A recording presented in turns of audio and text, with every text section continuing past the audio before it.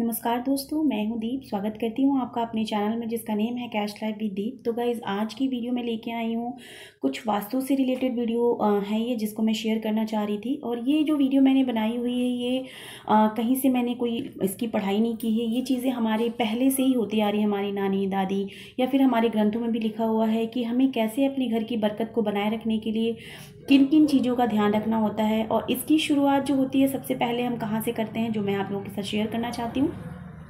सबसे पहले मैं आप लोगों को बताना चाहती हूँ कि किचन में ही बहुत सारी ऐसी चीज़ें हैं जिसको हम करके, कुछ उपाय करके हम अपने घर में धन की मतलब बरकत हो। कभी कभी होता है ना कि घर में पैसे आते हैं और वो टिकता नहीं है, और बहुत सारा हम उपाय करते हैं, कई जगह जाते हैं, पूछते हैं, तो वो लोग कई तरह की बातें और कई तरह के उपाय बताने लगते हैं। उन सब चीज़ों को छोड़ के अगर जो हमारे ग्रंथों में लिखा हुआ है, जो हमारे पूर्वजों ने किया हुआ है, अगर उन चीज़ों पर हम ध्यान दें तो ये मुझे लगता है कि ज़्यादा कारगर है। तो कुछ टिप्स हैं जो मैं आप लोगों के साथ शेयर करूंगी, और ये टिप्स मैं खुद भी फॉलो करती हूँ। और आज की जनरेशन के हम भी हैं, ऐसा नहीं है कि हम पढ़े लिखे नहीं हैं और हम आज के जनरेशन के नहीं हैं, बहुत पुराने जनरेशन के हैं।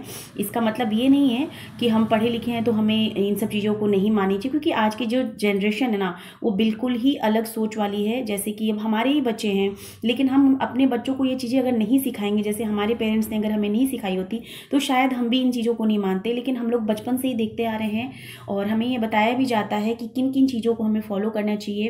तो वही चीज़ें मैं लेके आई हूँ।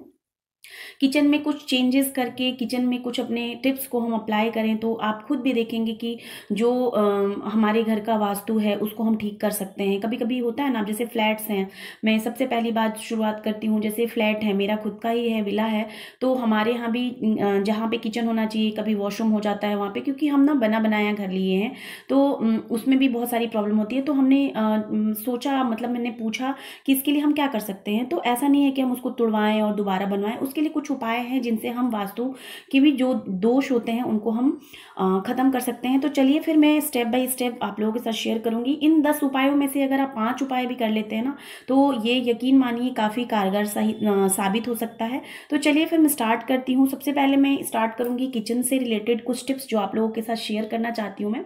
तो सबसे पहली जो किचन की बात है, मैं आपको बताती हूँ कि रात को, जैसे ये सबको पता होगा कि रात को जब हम ना किचन साफ करके सोते हैं, बर्तन वॉश करके सोते हैं, बट समटाइम्स क्या होता है कि हमारी तबीयत खराब होती है, घर में कुछ ऐसा काम होता है, हम नहीं कर पाते हैं।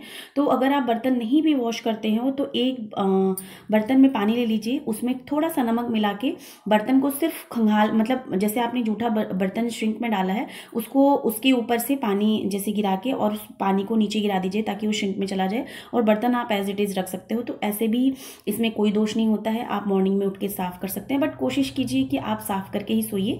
और सबसे जो दूसरा टिप है वो आप अप्लाई कर सकते हैं। किचन में कभी भी मेडिसिन नहीं रखनी चाहिए। किचन में मेडिसिन रखने से रोग जो होता है ना, उसमें वो कहते हैं ना बढ़ोतरी ही होती है, कमी नहीं होती है। तो कभी कभी होता है, हम खुद भी रख देते हैं कि हमें याद रहेगा, क्योंकि हम लोग बहुत ज़्यादा टाइम किचन में स्पेंड करते हैं, तो इस वजह से किचन में दवाइयाँ जो हम रखते हैं ना, वो गलत है, वो बिल्कुल मत रखिएगा।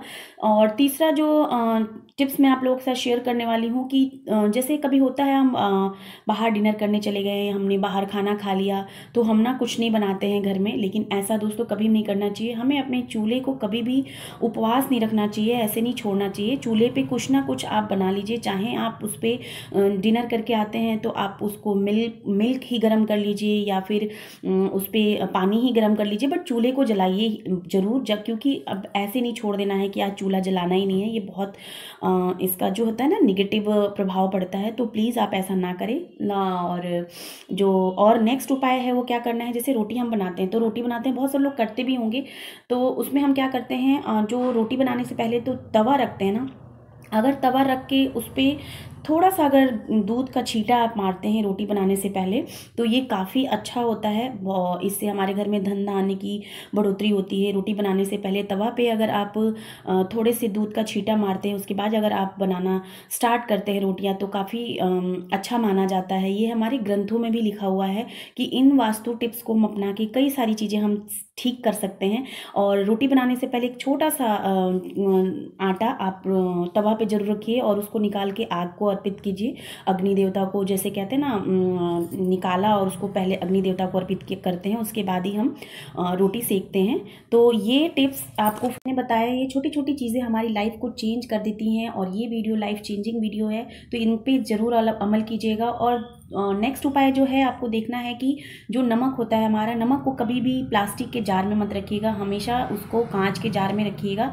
और पूरा नमक को जूठा नहीं करते हैं, पूरा नमक को जूठा इसलिए नहीं करते हैं क्योंकि जब हम दिवाली में अपने घर से, हमारे यहाँ पता नहीं आप लोगों के यहाँ नहीं होता होगा, लेकिन दिवाली के एक दिन बाद हम घर की पूरी मॉर्निंग में सफाई करते हैं और पूरा उस टाइम पे हम नमक वगैरह भी अपना सारा निकाल देते हैं। तो जो नमक हमारे पास पहले का पड़ा होता है उसको हम निकाल देते हैं। तो मतलब एक एक चीज़ को हम क्लीन करते हैं। तो कहने का मतलब ये है कि कभी भी नमक को पूरा जूठा नहीं कीजिएगा, स्टोर करके रखिए और नमक किसी को भी हाथ में नहीं दीजिएगा, ये हमेशा याद रखिए। ये बहुत छोटे छोटे टिप्स हैं लेकिन ये अप्लाई ज़रूर करना चाहिए। और एक टिप और मैं आप लोगों के साथ शेयर करूँगी कि जो हम रोटी बनाते हैं, तो रोटी बनाने के बाद हम जो चकला और बेलन होता है और जिनमें हम आटा बनाते हैं, आटे का डो बनाते हैं, उसको बहुत देर तक भिगो के नहीं रखना चाहिए। आपने अगर रोटी बना ली, उसके बाद 5 मिनट के लिए उसको रख दीजिए और उसके बाद उसको वॉश करके एज इट इज़ रख दीजिए। तवा कभी भी जूठा नहीं रखना चाहिए। तवा, चकला और बेलन जो होता है उसको जूठा कभी मत रखिए। नाइट में ही वॉश करके उसको रख दीजिए। उसके बाद जब आप तवा धोने के लिए निकाल रहे हैं तो तवा पे कभी भी गर्म पानी मत डालिएगा, ये बहुत नुकसानदायक होता है, बहुत ही ज़्यादा इसका गलत प्रभाव पड़ता है। तो कभी भी गर्म तवे पे पानी मत डालिएगा। तो ये है हमारी किचन की टिप्स जो हम अप्लाई कर सकते हैं अपने घर में बरकत के लिए। अपने घर में अगर हमारे घर में धन आ रहा है, रुक नहीं रहा है, इसके लिए छोटी छोटी चीज़ें आप अप्लाई कर सकती हैं। और बाकी मैं आपसे 1-2 टिप्स और शेयर करना चाहती हूँ। जैसे कई बार ऐसा होता है कि वॉशरूम गलत दिशा में बन जाता है, तो उसमें एक काम कीजिए, कुछ चेंज नहीं करा सकते हैं आप, तो एक कांच की कटोरी लीजिए, उसमें नमक भर के, जो डली वाले नमक होते हैं ना, वो नमक ले लीजिएगा। अगर वो नमक नहीं भी है तो भी आप जो नॉर्मल सोडियम वाला नमक होता है, सफ़ेद नमक, वो भी आप भर के रख सकते हैं। ये सैटरडे को कीजिएगा और नेक्स्ट सैटरडे को फिर से इसको उसको उसी जो हमारा सिंक है उसमें डाल दीजिए, या फिर घर के बाहर किसी जो गैलरी होती है, क्यारी होती है फूलों की, उसमें आप डाल सकते हैं। और वो उसी कटोरी को वापस से धो के, उसको पोंछना नहीं है, उसको धूप में सुखाइए और फिर उसमें नमक भर के रख दीजिए। इससे बहुत अच्छा प्रभाव पड़ता है। और पोछा लगाते समय संडे को और ट्यूसडे को, जब भी संडे और ट्यूसडे को पोछा लगाइए तो नमक जरूर डाल के लगाइए, इससे निगेटिविटी दूर होती है और काफ़ी अच्छा भी होता है। साइंटिफिकली अगर देखा जाए तो भी बहुत अच्छा माना जाता है। फ्लोर बिल्कुल क्लीन हो जाता है, जो भी बैक्टीरिया जो भी होते हैं हमारे फर्श पे, वो साफ़ हो जाते हैं। तो ये काम जरूर कीजिएगा। तो ये थी छोटे छोटे टिप्स जिनको हमें फॉलो करना चाहिए और हमें अपने बच्चों को भी इन सब चीज़ों को गाइड करना चाहिए, बच्चों को बताना चाहिए। जब बच्चे पूछते हैं ना, हम किसी चीज़ के लिए मना करते हैं तो वो पूछते हैं कि मम्मा ये क्यों नहीं करना चाहिए, तो ये चीज़ें उनके साथ शेयर करनी चाहिए कि हमें ये चीज़ इसलिए नहीं करनी चाहिए क्योंकि ये चीज़ें हमें हमारे पेरेंट्स ने बताई है, तो हमें ये चीज़ें पता है, तो मैं आपके साथ शेयर कर रही हूँ। तो वो यकीन मानिए, आप करके देखिए, विदिन 15 डेज या 10 डेज आपको फ़र्क दिखना शुरू हो जाएगा गाइस। इस पर आप ट्रस्ट कीजिए क्योंकि ये छोटी छोटी चीज़ें ना वास्तु को के दोष को दूर करती हैं और घर में बरकत आनी शुरू हो जाती है। बाकी अगर होता है कभी, अगर कोई भी काम अगर ट्रस्ट के साथ आप करते हैं ना, तो वैसी भी चीज़ें सही होने लगती हैं। तो आज का टॉपिक कैसा लगा? अगर आप लोगों को इसी टॉपिक पे वीडियोस चाहिए तो प्लीज़ कमेंट करके मुझे ज़रूर बताइएगा और अपना आशीर्वाद, अपना प्यार ज़रूर बनाए रखिएगा। मिलती हूँ नेक्स्ट वीडियो में, तब तक के लिए राधे राधे और जय माता दी। अपना ध्यान रखिएगा। चलिए फिर, धन्यवाद।